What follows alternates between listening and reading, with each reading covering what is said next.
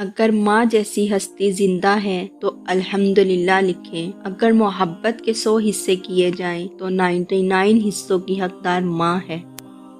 ملنے کو تو ہزاروں لوگ مل جاتے ہیں، مگر 1000 غلطیاں معاف کرنے والے ماں باپ دوبارہ نہیں ملتے۔ وقت نے مجھے بہت اچھی طرح سمجھایا کہ سوائے تیرے ماں باپ کے کوئی بھی تیرے ساتھ مخلص نہیں۔ سارے رشتوں کو نبھا کر دیکھ لیا، ماں باپ کے سوا کوئی اپنا نہیں ہوتا۔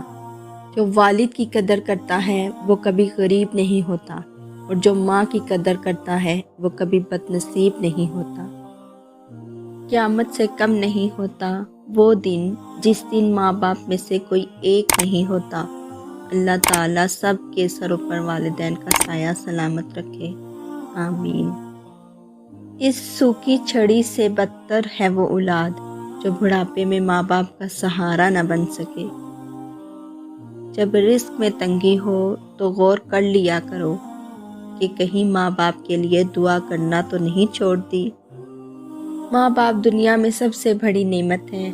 ماں نہ ہو تو دل کو دلاسا دینے والا کوئی نہیں ہوتا، اور اگر باپ نہ ہو تو زندگی کی دوڑ میں اچھا مشورہ دینے والا کوئی نہیں ہوتا۔ گھر میں چاہے 10 کمرے ہوں، لیکن سب سے زیادہ رش اس کمرے میں ہوتا ہے جہاں ماں ہوتی ہے۔